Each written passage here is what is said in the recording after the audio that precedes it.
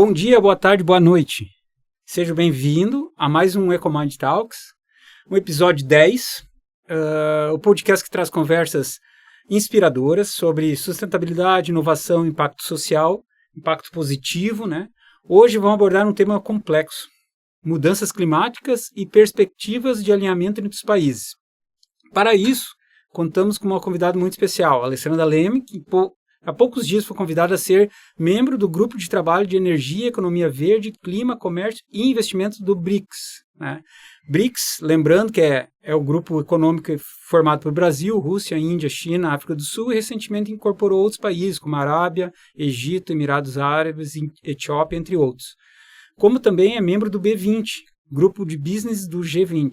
Além disso, possui uma caminhada incrível, atuando no direito ambiental, possui mestrado e doutorado falando sobre sistemas, né, na URGS, estudou também em Harvard e Stanford, ganhando premiações pelos seus trabalhos, e faz parte de diversos grupos de especialistas em mudanças climáticas. Eu sou Ismael, sou o host do EcoMind Talks, estou vestindo uma camiseta roxa, a novinha, saiu do forno hoje, é a primeira utilização, viemos para o Salt Summit usando ela, uma calça jeans azul e um tênis preto. E estou aqui na minha frente com a Alessandra. Agradeço muito ter aceitado esse papo no meio da tarde aí, né? Mas para todo mundo que assistir vai ser de manhã, de noite, enfim. E vou deixar um pouquinho para te se apresentar também. Obrigada, Ismael. É uma alegria, um prazer estar aqui no EcoMind Talks. Eu estou vestindo uma camiseta preta, uma calça preta, tênis branco e eu sou uma mulher branca de cabelos e olhos escuros. Ah, legal. Perfeito. Fizemos nossas apresentações, apresentação social também. E eu vou começar com uma pergunta mais abrangente no nosso episódio de hoje. Né? É uma coisa que já me instiga há algum tempo, né? E eu percebi isso que lá no início, no passado, a gente teve as ODMs, que é Objetivo de Desenvolvimento do Milênio. E elas alcançaram alguns resultados positivos. Né? A gente viu isso com métricas legais, todos os países assim, trabalhando, tentando buscar, por isso que saiu as ODS, né? Enfim, elas foram criadas para melhorar um pouco mais esses indicadores que foram no início do milênio abordado, né? Só que hoje as ODS a gente vê, parece alguma falta de aderência de alguns países, ou a gente não vê resultados satisfatórios, né? A gente já está nos limites das metas, né? dos anos de metas que a gente preveu, né? E elas estão estáticas, né? E então a pergunta que eu te faço, Alessandro, tu acredita que possa estar, o que pode estar acontecendo por muitos sinais que nos transparecem, tipo aqui o de Porto Alegre, a inundação e tantos outros locais que vem acontecendo diversos acidentes climáticos, a gente percebe, né, que está estagnado, né? Parece que não avança. Tu pode colaborar conosco com isso? Vamos lá, eu acho essa é uma ótima pergunta e eu vou precisar dar 2 passos para trás para a gente pensar um pouquinho além de ODS. Eu acho que a multiplicação das metas, que nós tínhamos menos nos ODM, sob a nova versão, que é a versão dos ODS, eu acho que ela não é a culpada por essa situação. Eu acho que a gente precisa levar em consideração algumas coisas. Diferentes momentos, tanto momentos no que diz respeito ao multilateralismo ambiental e climático e também o multilateralismo relacionado aos outros indicadores que são medidos justamente pelos ODS. Diferenças de momentos geopolíticos, eu acho que a gente precisa levar em consideração que a gente está num momento muito, talvez, único da história, a gente pode entrar em mais detalhes com relação a isso. O fato de que os ODS, bem ou mal, eles têm métricas. Nós temos, inclusive, no Brasil, no domínio gov.br, nós temos um site que monitora o avanço brasileiro, o avanço, retrocesso ou estagnação nos diferentes indicadores sobre os ODS. E, de fato, tu tens razão, a gente não vem evoluindo como deveria. Mas eu acho que isso talvez tenha mais a ver com com questões relacionadas realmente ao momento geopolítico que nós vivemos e questões relacionadas talvez a um pouco de confusão até por parte dos entes que deveriam monitorar o seu progresso, por conta dessa proliferação que a gente tem visto de padrões, de frameworks, enfim, de siglas diferentes para medir, às vezes, aspectos que são overlapping, ou seja, que acabam se sobrepondo uns aos outros e acabam gerando complexidades no que diz respeito aos reportes. E com relação à questão do multilateralismo, a gente sabe que o multilateralismo climático, eu sou advogada, como tu me apresentaste, o multilateralismo climático é frustrante, o multilateralismo envolvendo as outras questões relacionadas aos ODS é frustrante, mas é por uma questão de desenho. Quando a gente fala das COP climáticas, por exemplo, a gente precisa de consenso para as decisões. E a gente sabe que o Acordo de Paris é um acordo que tem adesão praticamente universal, quase todos os países do sistema ONU aderiram, e é muito difícil trabalhar consenso com relação a esses pontos. Então, a gente sabe que, às vezes, a gente fica com aquela sensação de frustração, de que a ambição climática não foi atingida da maneira como deveria, mas eu sempre digo que se o multilateralismo é frustrante, estaremos pior sem ele. Né? De qualquer maneira, isso me parece muito claro. Então, o importante é que a gente continue avançando. A gente tem tempo ainda para avançar de forma incremental, como acontece no multilateralismo.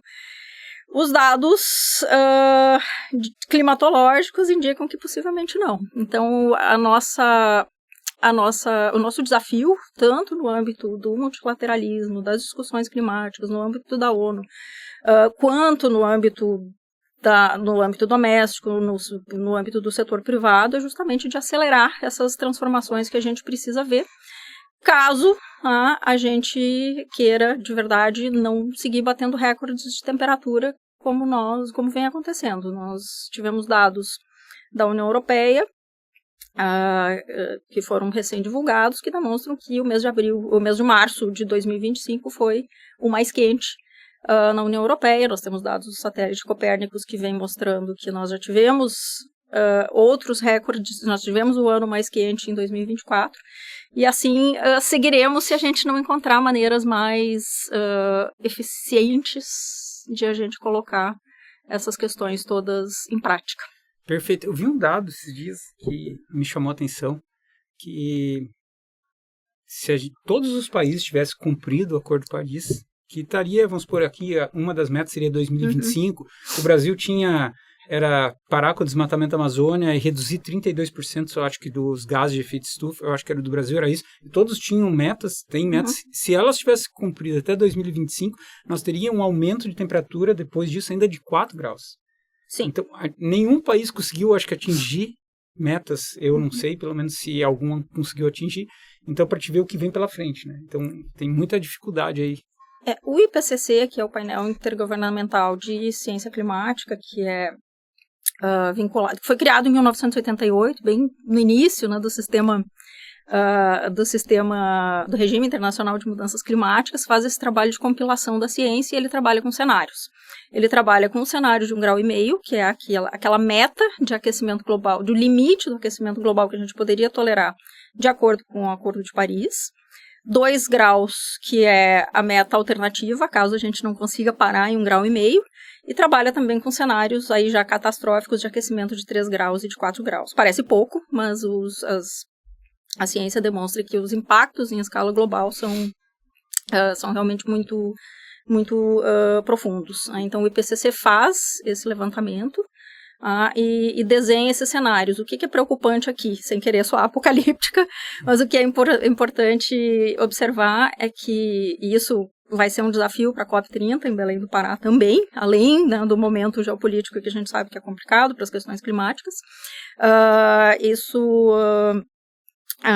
Nós temos dados do ano passado dizendo que em 2024, não de forma constante, mas nós tivemos picos pela primeira vez que ultrapassaram esse 1,5 graus aspiracional do Acordo de Paris.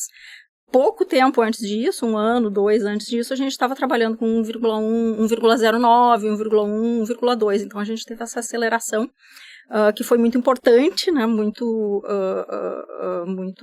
relevante, e que a gente vai precisar, de alguma forma, entender esses processos, né, para entender, olha, a gente vai continuar naquele cenário mais ou menos gradual que vinha se desenhando de acordo com a ciência, ou a Terra está perdendo a sua resiliência, no sentido de que o processo acaba se retroalimentando e acaba desencadeando consequências mais rápidas. Então, esse é um tema para os cientistas.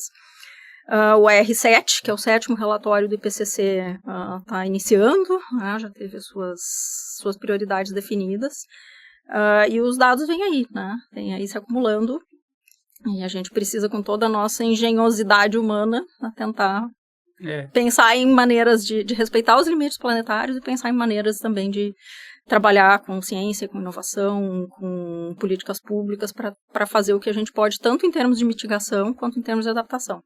Acho que para quem está nos ouvindo e não tem, talvez, tanta familiaridade com os temas climáticos, esses 2 conceitos são básicos quando a gente fala de clima. Mitigação é justamente para a gente tentar frear, brecar essa trajetória de aquecimento global, e adaptação é para adaptar, realmente, como diz o nome, aquilo que a gente já sabe que vai acontecer fatalmente. Então, pegando aqui o Rio Grande do Sul como exemplo, né, a gente está aqui bem próximo, tanto no espaço quanto no tempo, de eventos climáticos extremos, que a gente experimentou, infelizmente, no ano passado e no ano retrasado. A gente vai precisar trabalhar aqui, não só de forma a combater esses efeitos das mudanças climáticas, mas aquilo que a gente sabe que vai acontecer, a gente precisa de alguma forma se preparar. Interrompemos o podcast, mas é rápido. É para falar da Padrim Conteúdo, a agência onde estamos gravando esse episódio, e que ela produz também outros podcasts. A Padrim é uma agência de comunicação que põe tua marca em destaque, por meio de 3 hubs: criação de conteúdo e reportagens, assessoria e relacionamento com a imprensa, e também produção audiovisual, como podcast, transmissões ao vivo e outros formatos de vídeo. Tudo isso é feito por uma equipe de jornalistas comprometidos com qualidade. Para saber mais, siga a agência no Instagram, @padrimconteúdo. E também para falarmos da Meu Resíduo, que é um software que organiza seus dados ambientais e possui módulos para geradores, transportadores e receptores de resíduos. Estamos presentes no South Summit e venham nos visitar.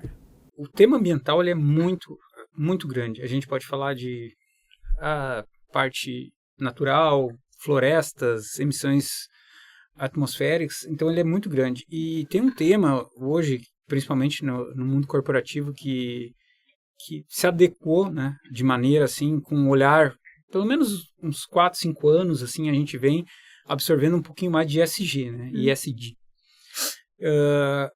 A minha pergunta, o meu questionamento, a minha dúvida sobre isso, assim, a gente viveu anos atrás, eu era mais novo, assim, tinha o tema da sustentabilidade. Todo mundo falava de sustentabilidade, e aí veio o triple bottom line, né, o tripé da sustentabilidade, e eu li teorias, algumas assim, que falavam que ele nunca ia se equilibrar, e ele tem lógica, o social e o financeiro, eu preciso no bem-estar presente, e o natural, na verdade, ele demora tempo, então ele é um bem-estar futuro, então ele não tem como se equilibrar da mesma forma.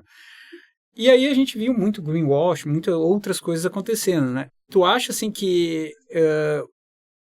ele pode se equilibrar, o ESG pode ingressar nessa mesma perspectiva, assim, que a gente teve essa decepção com a sustentabilidade? Olha, Ismael, essa é uma ótima pergunta, e são várias perguntas dentro de uma pergunta, então não, mas é ótimo, dá muito tema pra gente refletir. Começando por ESG e sustentabilidade. Eu acho que a primeira coisa que a gente precisa dizer é que esses conceitos são usados às vezes de forma intercambiável, mas eles não significam a mesma coisa. Então as pessoas têm usado ESG e sustentabilidade como sinônimos, mas esse não é o caso. Porque o que acontece? ESG, o Environmental, Social and Governance, na sigla em inglês, ou ASG em português, é um conceito que não é tão novo quanto as pessoas tendem a pensar. Ele surgiu lá entre 2004 e 2005, no âmbito da ONU, e ele teve fluxos e contrafluxos durante esses anos todos. Ele surgiu, na verdade, como uma ideia de deveres fiduciários envolvendo aspectos ambientais, sociais e de governança para gestores de investimentos. Então, é um conceito na origem, um conceito de mercado financeiro, para gestor de ativo, para investidor institucional, no sentido de guiar investimentos em empresas que sejam mais resilientes a médio e longo prazo, inclusive pensando as questões ambientais, sociais e de governança, ou seja, que transcendam aquela lógica do Milton Friedman, dizendo que, olha, a função social da empresa é gerar lucro para o acionista. Então, pensando em resiliência a médio e longo prazo, foi que se introduziu essa ideia de que esses aspectos ESG precisariam, então, ser vistos pelos gestores de investimentos. Isso gerou bastante polêmica na época, entre 2004 e 2005, e gerou isso que eu chamo de um movimento pendular. Movimentos contrários, adoção de ESG na análise de investimentos, movimentos favoráveis, entendendo que aquilo ajudava os investidores a investir em negócios mais viáveis, mais resistentes, mais resilientes a médio e longo prazo. E isso vem se reproduzindo, de certa forma, até os dias de hoje. Então, a gente teve lá, logo antes da pandemia, na virada de 2019 para 2020, a cartinha anual do Larry Fink, da BlackRock ao mercado, que foi o que acabou repopularizando essa ideia de ESG. A própria BlackRock já voltou atrás com relação a vários desses aspectos, mas o fato é que existe essa discussão sobre os limites do mandato, digamos, do gestor de investimentos. Né? Eu preciso só olhar o portfólio, escolher um portfólio que me dê retorno imediato, isso se liga, de certa forma, com a tua pergunta, ou eu vou pensar em termos de resiliência. Então, isso, quando a gente está falando de mercado financeiro, de mercado de capitais, é um dilema, às vezes, que parece legítimo para quem está ali investindo. A gente teve um caso,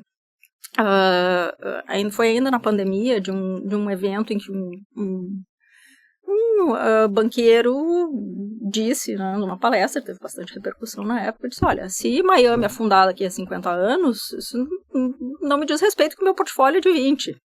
Meu portfólio está num horizonte de 20 anos.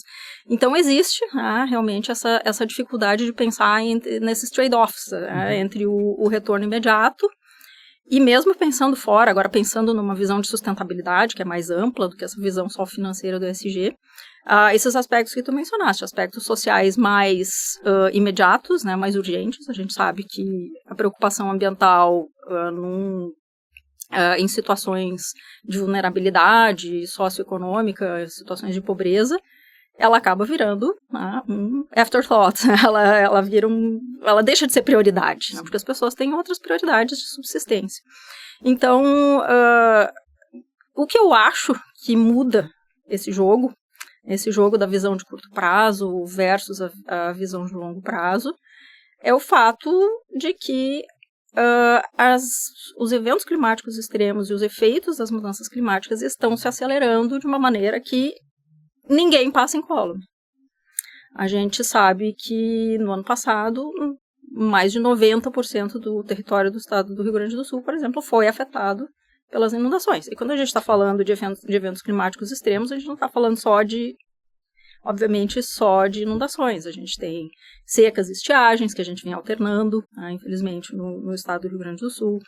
A gente tem aumento do nível dos oceanos, a gente tem, enfim, uma série de eventos que podem afetar distintas regiões de maneiras distintas. Então, eu acho que o que eu queria dizer, ESG e sustentabilidade são coisas diferentes. ESG vem passando por esse refluxo aí, decorrente do momento político e geopolítico, mas para as empresas e para as organizações continua fazendo sentido investir em ESG, porque as empresas vão ter investidores, e esses investidores, de alguma maneira, precisam olhar para essas questões, porque a gente está falando, afinal de contas, de resiliência do negócio. E aí, claro, vai ter diferenças do que a materialidade para uma empresa de um determinado setor ou para uma empresa de outro setor. Então, tudo isso precisa continuar a ser visto. Além disso, mesmo que a gente tenha em outros mercados esses movimentos de refluxo de ESG, que eu chamo, né, de refluxo de ESG, a gente tem obrigações diversas que são das cadeias globais de valor. Ou seja, se a minha empresa está presente em outros mercados, ela precisa atender normas desses mercados. Exigências internas, a gente sabe que no Brasil a gente tem normas que exigem a prestação de informações ESG para determinados setores, para o mercado financeiro, para as companhias abertas, para o setor de seguros. Então, assim como quando ressurgiu em 2019, 2020 a moda do ESG, a gente precisava tomar aquilo com aquele proverbial grão de sal, né? Porque aquilo não era uma panaceia que ia resolver absolutamente tudo. Essas discussões agora quanto não devemos mais olhar para ESG, isso também não é o caso, né? Então, o caminho do meio, a moderação aqui é o que precisa guiar realmente, na minha opinião, o comportamento das organizações, porque essas questões continuam afetando todas as organizações, basicamente. Não, perfeito.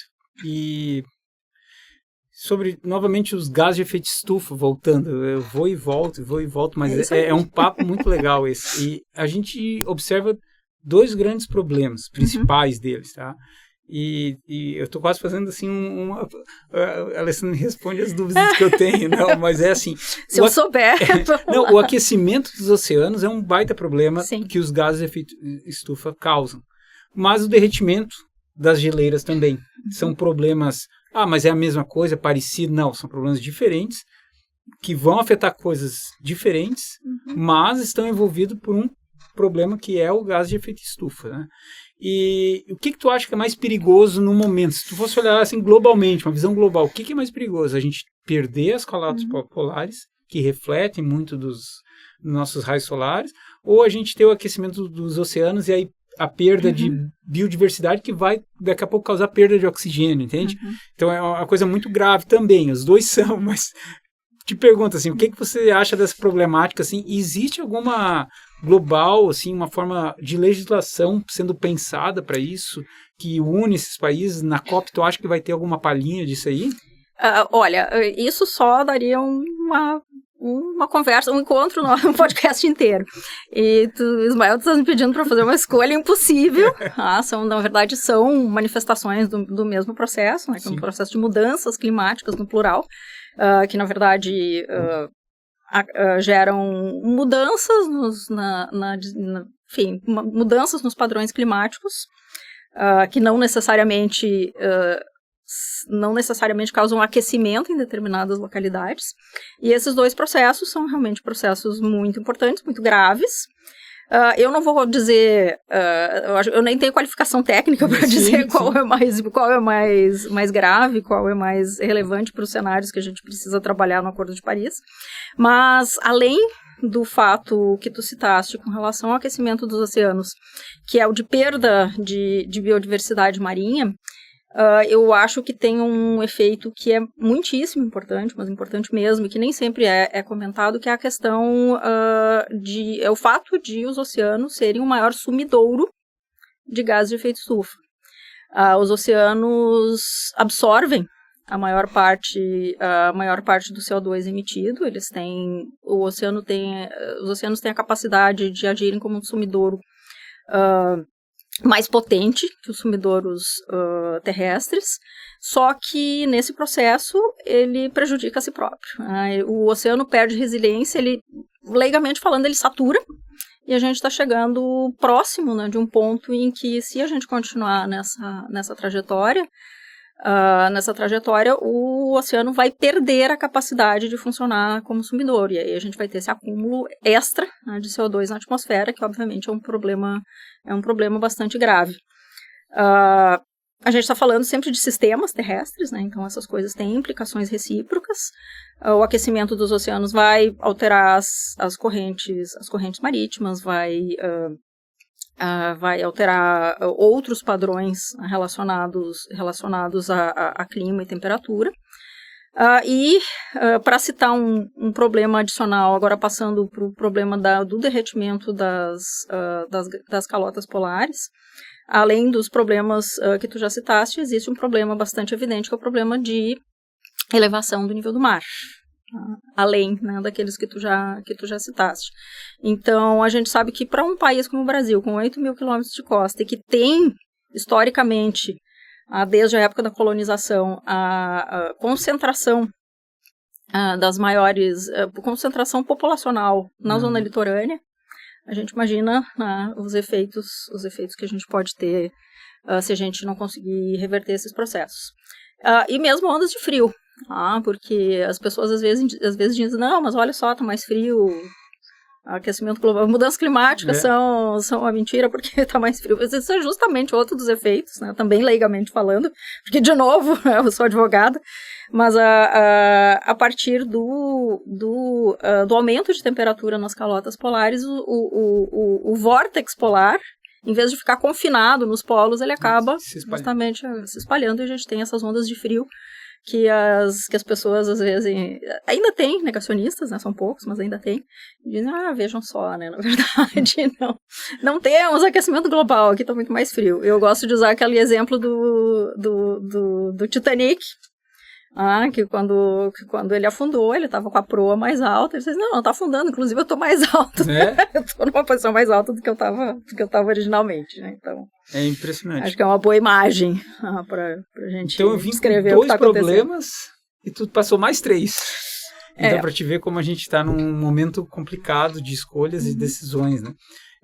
Esse tempo também eu ouvi o Amir Klink, e ele falando para uma filha dele, ou para uma neta dele, ele falou assim, não existe terra plana, eu já estive lá no fim do mundo, se quer alguém que saiba onde navegar no fim do mundo, eu fui até a borda, e não existe borda, ele falou.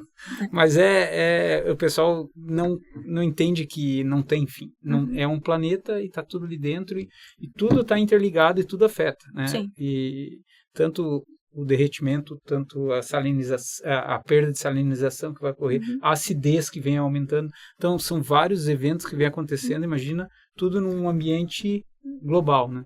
E são coisas para as quais a gente a rigor, não tem experiência prévia em lidar.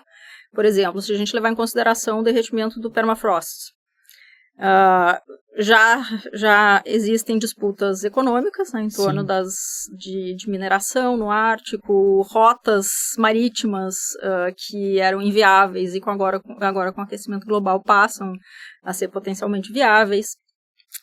O próprio tratamento jurídico do Ártico, enfim, fora também as questões do que pode estar sob permafrost, né? Por exemplo, vírus, para os quais nós não tenhamos, vírus e bactérias para os quais nós não tenhamos imunidade, que poderiam potencialmente desencadear outras epidemias ou outras pandemias.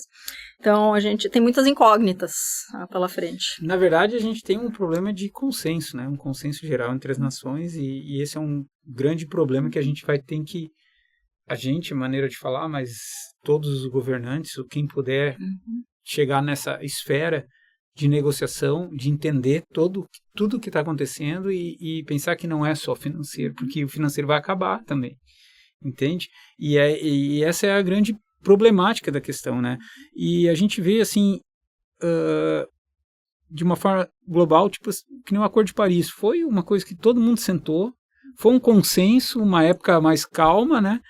E atualmente, assim, existem nações que não incorporam isso aí, sabe? Não incorporaram, que nem a gente comentou lá na outra pergunta, né? Mas como se faz daqui para frente, com todo esse movimento global de diferenças que está tão, assim, exposto, a gente tentar alinhar essas nações para trabalharem juntas? Essa é a pergunta de alguns trilhões de dólares. Uma coisa que eu acho que é importante a gente dizer é que a gente tem governança global, mas não existe governo global. Então a gente tem a ONU, mas a ONU ela é resultado da união de vontades manifestadas pelos países do sistema ONU. Então a ONU não tem supranacionalidade, ou seja, ela não decide acima do que os estados partes decidem, né, de acordo lá com a sistemática de governança interna da própria organização, e assim outras organizações internacionais que também tratam da questão. Então, como eu tinha dito no começo da nossa conversa, a gente realmente precisa da convergência de vontades políticas de todos os países que participam desse sistema. Mas o que é interessante no âmbito do regime internacional de mudanças climáticas e no âmbito da ONU é que a gente tem um certo grau de institucionalidade. Então, a gente tem mecanismos, a gente tem órgãos que a própria realização das COP climáticas, das conferências das partes, ano após ano, são maneiras de manter esse mecanismo em funcionamento e de manter o tema permanentemente na pauta. Isso eu acho que é uma coisa interessante de a gente observar. Agora, se um determinado país soberano disser, olha, eu quero sair, eu não quero mais participar, e se a gente não existe o que possa ser feito diretamente dentro do sistema da ONU e especificamente para clima no sistema da Convenção Quadro do Acordo de Paris. Então, realmente, a gente depende de diplomacia e eu acho que a gente depende também, eu diria que da imposição da realidade dos fatos. Porque tu disseste que as questões financeiras precisam andar juntas, eu não poderia concordar mais, eu acho que é exatamente isso. E quando a gente fala de questões financeiras, a gente não está falando só da ajuda dos países do norte global, os países do sul global, que também é importante, tem previsão no Acordo de Paris, mas o que eu acho que é mais importante para que a gente possa fazer de fato uma transição para a economia de baixo carbono é um realinhamento das prioridades de financiamento da economia como um todo. Então, e para isso, voltando para o nosso tema de ESG, é que é importante a gente ter mecanismos para avaliar essas questões. Então, digamos que, pensando aqui no setor financeiro, digamos que um banco vá decidir pelo financiamento a uma determinada atividade econômica, e vai chegar no momento em que a gente está, em que a gente sofre cada vez mais com eventos climáticos extremos, já aqui e agora, não como uma ameaça abstrata, potencial no futuro, a gente sabe que tem atividades econômicas que já são impactadas neste momento. Então, a pergunta que o banco vai fazer sob a ótica da análise de risco é: eu quero financiar essa atividade? Eu quero financiar uma atividade que seja mais resiliente, que tenha alternativas para os recursos que ela usa, que sejam recursos hídricos, outros recursos naturais, questões de produtividade de mão de obra, porque a gente sabe que as ondas de calor também derrubam, e assim por diante. Então, essa análise de riscos e de oportunidades é que precisa ser feita pelas empresas. Para isso, o ESG serve muito bem. Até porque os outros agentes, né, desse ecossistema vão começar a olhar cada vez mais para isso. A gente sabe que a gente vai ter dificuldades em obter financiamento para obter seguro, digamos, para uma instalação industrial que alaga todo ano. Isso também afeta o cidadão comum, não só os negócios. Então, a gente já tem questões relacionadas à desvalorização ou supervalorização imobiliária, dependendo da região em que a gente está, questões relacionadas à dificuldade de segurar veículos. Então, tudo isso são coisas para as quais a gente olha, o direito olha também, porque se a gente tiver esse descompasso entre as atividades econômicas e aquilo que acontece no mundo de verdade, dos fatos climáticos, a gente vai ter dificuldades. Então, a ideia é juntar essas visões, olhar um pouquinho para, não diria para amanhã, mas para depois de amanhã. Isso é tudo muito, muito próximo da nossa realidade. Não, beleza. E olha só, a gente tem a COP30 no Brasil esse ano, como tu já mencionou. O Brasil sempre foi um país, assim, um pouco protagonista na parte ambiental, porque a gente sabe que tem a Amazônia aqui, a maior floresta do nosso planeta, então, e ele trouxe um pouco de confiança aos países. Tudo que veio para cá ambientalmente, a gente fala da Eco 92, né, que elaborou a Agenda 21, sempre saiu algumas decisões legais, algumas coisas boas. O Rio 20, acho que saiu O Futuro que Queremos, né? A carta aquela. Então, assim, e o que a gente pode esperar da COP30, sabe? Será que o Brasil vai conseguir algum resultado como das versões anteriores? Essa também é uma pergunta importante, uma pergunta difícil. Mas só para complementar a tua lista super importante de contribuições para o Brasil, do Brasil para o multilateralismo climático, eu gosto também de lembrar que a ideia do MDL, que era o crédito de carbono ainda na época do Protocolo de Kyoto, que foram os primeiros projetos de crédito de carbono que envolveram o Brasil lá em 2006, 2007, que em geral eram de biodigestores ou aterros sanitários. Essa ideia desse mecanismo, que agora tem um similar, né, sobre o Acordo de Paris, foi uma ideia da delegação brasileira. Ah, que legal. Então, surgiu, né, a partir de uma proposta da diplomacia brasileira. Então, o Brasil realmente, tu tem total razão, o Brasil, por conta, né, das suas características e por conta do fato de ter também um aparato, né, de Estado organizado para tratar com competência dessas questões, ele sempre teve, então, esse protagonismo nas questões ambientais. Agora, COP30. A gente tem muitas expectativas para a COP30. Ela acontece no Brasil, a COP25, talvez vocês lembrem que deveria ser no Brasil e o Brasil desistiu da candidatura, retirou a candidatura naquela época. Então, a gente finalmente, né, depois de 5 anos, a gente vai ter, de fato, uma COP no Brasil. E a gente tem muitas expectativas com relação a quais serão os principais itens da pauta, de um lado, e quais serão as respostas, não só do Brasil como país anfitrião, mas da comunidade internacional, com relação ao momento geopolítico que nós vivemos. Né? Então, tem essas duas questões. Em termos de pauta, o Brasil foi presidente do G20 em 2024 e lançou o TFFF, né, o TFFF, que é o Fundo de Florestas Tropicais, que foi um lançamento, né, uma ideia brasileira no âmbito do G20. E a gente espera que isso ganhe, que isso vá ser promovido como item da agenda na COP30. Existe também uma expectativa de participação da sociedade civil na COP30, porque a COP30 vai ser realizada num país democrático, né? Então tem espaço para manifestações da sociedade civil. Claro, tem os problemas logísticos, né? A gente não sabe se todo mundo que gostaria de ir vai conseguir, de fato, participar em Belém, mas existe essa expectativa, então, de uma participação mais efetiva da sociedade civil do que a gente viu nos últimos 3 anos, né? Que foram Azerbaijão, Emirados Árabes e Egito. Ainda com relação às agendas, eu imagino que a gente vai ter um foco bastante importante nas questões de adaptação, que era aquilo que eu vinha falando antes, né, de como nos prepararmos para aquilo que a gente sabe que fatalmente vai acontecer. Inclusive, tu disseste antes, né, que se a gente parasse e cortasse as emissões, a gente ia continuar aquecendo, isso é verdade. Sim.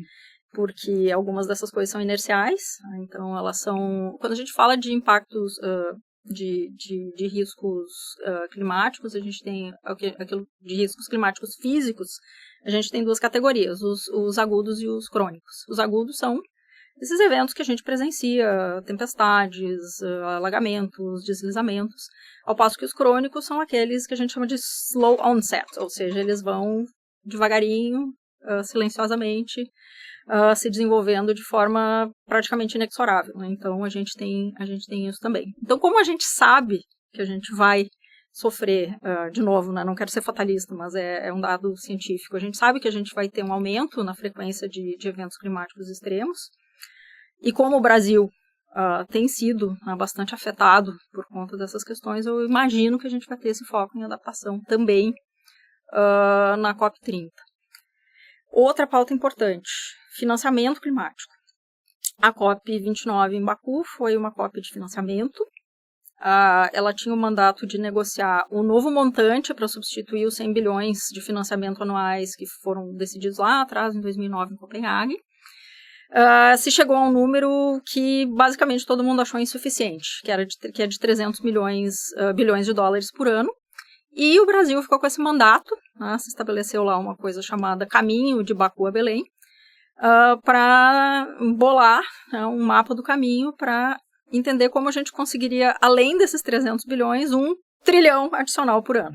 Então, essa é Road from Baku to Belém, rumo a 1,3 trilhão. Então, vai ter necessariamente esse foco também em financiamento na COP30. Agora, sobre a outra questão. A questão geopolítica e a questão climática propriamente.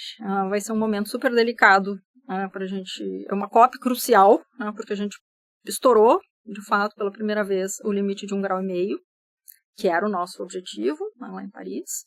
Aí a gente sabe que também a gente tem menos boa vontade na geopolítica enfim, com países saindo do Acordo de Paris, com questões relacionadas a guerras territoriais, que também, enfim, dificultam, né, o cumprimento de obrigações de compromissos climáticos. Então, acho que o Brasil vai ter, além dessa necessidade de avançar na pauta substantiva mesmo, vai ter que olhar bastante para como construir esse consenso num mundo mais fragmentado do que a gente tinha anos atrás. É bem complicado. A gente espera que tenha entendimento, né, de várias partes, mas eu também sou um pouco realista. Eu não tenho muita fé que vai acontecer muita coisa na COP30 por causa da dificuldade que está, entende? De fato, muitos não querem conversar um com o outro e não tem o que fazer. Muitos já saíram, não querem ter esse custo ou participar dessa... Uma aposta que eu faria, porque, enfim, eu acho que é difícil a gente trabalhar com clima se a gente não for um pouco otimista, pelo menos. Porque, do contrário, a nossa vida fica muito difícil. Uma coisa que eu acho que talvez aconteça é uma cooperação com os governos subnacionais, né? Com governos estaduais, que não vão ter, obviamente, o status, né, de Estado-parte na convenção e no acordo, mas que podem criar, talvez, enfim, outras formas de colaboração para manter a agenda da ação climática viva. Eu acho que pode ser arranjos, né, com participação de entes subnacionais, de entes locais, prefeituras, enfim, de municípios maiores, sobretudo, e com a participação do setor privado. A gente já viu um pouco disso na COP de Glasgow, no sentido de que se criou alguns arranjos de geometria variável, no sentido de que, em vez de ser um acordo só entre países, que afinal de contas é uma conversa entre países, entre estados, se trouxe para a mesa algumas associações que são representativas de determinados setores, se trouxe para a mesa empresas privadas, governos subnacionais, para, naqueles pontos em que não tinha consenso entre os quase 200 países que estão no Acordo de Paris, uma espécie de coalition, para criar uma espécie de coalition of the willing, né? Ou seja, coalizão daqueles, olha, eu quero ir um pouco além. Vamos nos juntar aqui, a gente faz aqui um grupo para aumentar essa ambição, para além daquele mínimo denominador comum que a gente consegue acordar com um grande grupo. Pode ser que seja para mim. Bom, foram bastante perguntas difíceis. Eu acho que eu vou ter, Alessandro, várias saias justas aqui. Mas eu tinha certeza que a gente ia escutar muita coisa boa, né? A gente escutou, assim... Cara, é um domínio do assunto e tu nos traz essa certeza do que está acontecendo. Então, às vezes, quem não está dentro dessa esfera não enxerga dessa forma, entende? Por isso que foi tão bom conversar contigo, para trazer o aspecto de dentro para fora, entende? O que acontece lá, como é, né? E quão difícil vai ser, entende? Mas era esse, vamos supor, assim... o amálgama que a gente queria para essa conversa. Mas eu tenho mais uma pergunta. Vamos lá. Já foram tantas duras, mas essa é bem leve. É uma coisa assim que a gente traz, que assim, uma prática sustentável que tu faz em casa. Qualquer uma. Assim, a gente já teve diversas práticas faladas. Assim, qualquer coisa que tu faz, que tu acha sustentável, tu deixa de recado para nós aí. Vamos lá, mas não vai ser tão leve quanto você espera, porque, enfim, mas em parte sim. E obrigada pela gentileza de me apresentar, de me convidar. Então, eu esqueci de dizer que eu gosto muito de trazer, como tu disseste, essa experiência de COPs. Eu participo das COP climáticas, já participei de COP de biodiversidade também há muitos anos. Essa semana eu recebi um apelido inédito de copeira. Da pessoa que participa das COP há muito tempo. E então, eu acho que nesse momento em que a gente finalmente vai ter uma no Brasil, é legal trazer um pouco para a audiência de vocês o que acontece em termos de negociações, de expectativas. Então, te agradeço mesmo por essa oportunidade. Agora, para a tua pergunta leve, eu diria, o que eu tenho tentado praticar em casa com mais, assim, com foco mais... Tem várias coisas que são mais antigas, separar lixo, não jogar lixo no chão. Mas o que eu tenho tentado repensar é a ideia de consumismo. Eu tenho comprado muito menos, principalmente fast fashion, né, porque a gente sabe que a gente tem problemas que vêm se avolumando com relação a onde os têxteis vão parar e outros produtos, né, de consumo rápido. Então eu tenho tentado comprar menos. Tenho tentado comprar menos peças de melhor qualidade, que possam durar muitos anos para eu ajudar nesse sentido. Outra coisa que eu tento evitar também são, enfim, talheres de uso único. Uma coisa que eu não consigo entender é porque a gente entrou nessa febre de embalar, por exemplo, talheres e guardanapos em outro pacote de plástico ou de... Isso é uma coisa assim que eu tento evitar também sempre que possível. Mas eu diria que principalmente repensar, né, essa ideia de consumo de fast fashion, principalmente. Viver com menos, né, de modo geral.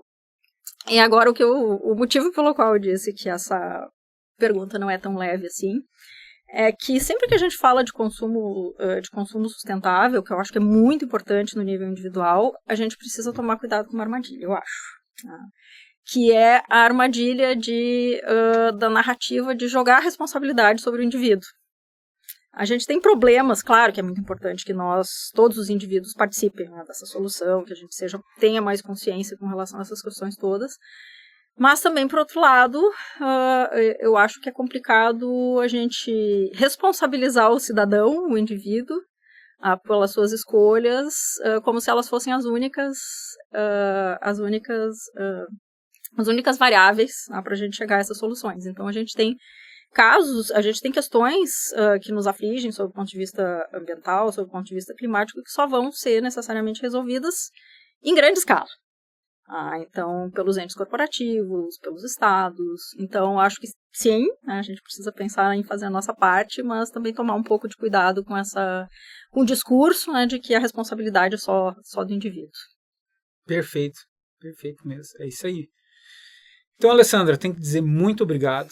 Essa conversa foi inspiradora para a gente conhecer de fato como é esse universo, né? Um universo, para muita gente que vai escutar, para mim, é tão longe, né? Tão afastado de decisões e de tudo que nos espera, tudo que a gente tem que fazer, mas quem sabe a gente chega lá, né? E seu trabalho mostra, assim, que temos que continuar, temos que ter pessoas assim, em todas as frentes, em todas as áreas, né, trabalhando, seja, eu sou do direito, eu vou trabalhar numa causa dessa parte de direito ambiental, eu sou um administrador, eu tenho uma tecnologia para software para gestão de resíduos. Então, a gente tem que pensar ambientalmente muitas coisas. Claro que no dia a dia também, mas tudo que a gente conseguir ajudar a evitar ou melhorar, né, a gente está fazendo um pouco. Né? Então, eu só tenho a agradecer mesmo, tá? E para quem acompanhou, fique ligado no próximo EcoMind Talks, onde continuaremos explorando esse mundo de inovação, sustentabilidade, impacto social e tudo que a gente conseguir trazer aí para vocês escutar conosco. Muito obrigado. Obrigada, Samuel. Muito bacana participar dessa conversa.